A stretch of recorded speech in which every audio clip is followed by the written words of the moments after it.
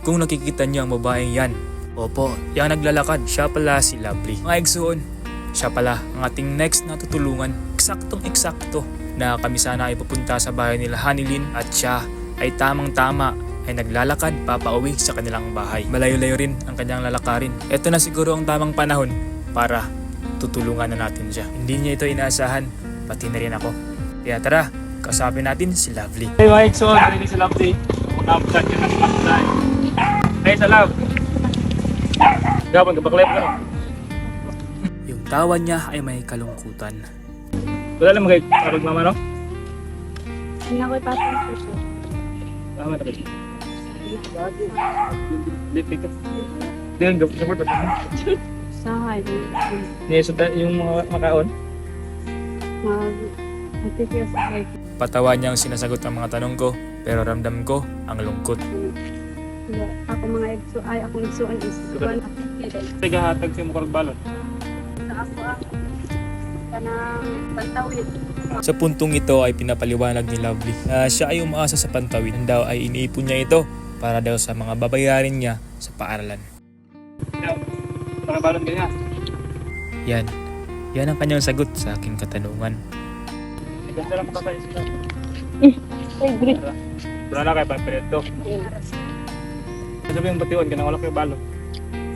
Pero sir, naano naman diyan panpak. Elementary. Yan sa kayo mong batiwan, huwag kadahan kag balon. For example, pag hatag sa balon sa pili.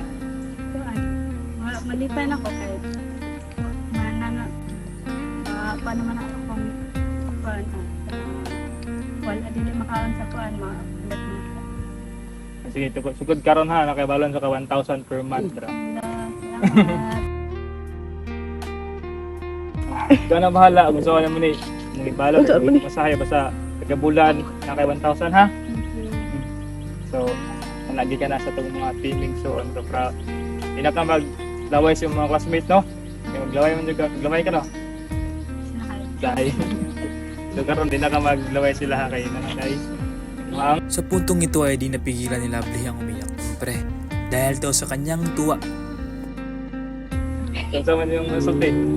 Thank you dahil sa kuan kanang ihatag sa ako ang agasya at sa kuan sa mga supporter. Thank you kayo. Sa igsoon. Thank you. Nakataka sticker. Sir, Okay. Okay. Sugod karon, apil na ka sa Igsoon Foundation. Yeah. Ha? Thank you. Oh, Hindi lang doon nagtatapos ang ating sorpresa kay Lovely. Dahil kinabukasan, Thank you dahil sa kuan. Tabang nagtaon sa kuwa. Isang pa man sa kuan.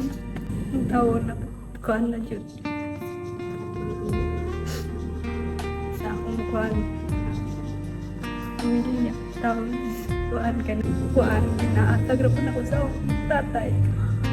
Kami naman lang dito. Wala man po ilahin makasuporta ko. O mga igsoon. Kuan man. Nagkalisod naman po sila.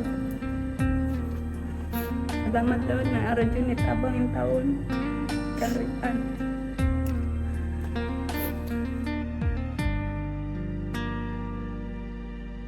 kumpara noong unang interview, ay mas bumuhos pa talaga ang luha ni Lovely dito.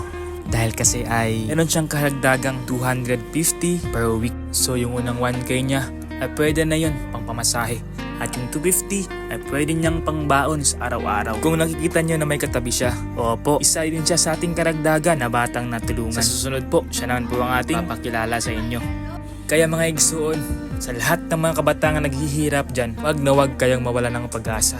Kasi ang Diyos ay gagawa talaga ng paraan upang ang buhay natin ay guminhawa. Hindi man sa ngayon, pero darating din ang tamang panahon.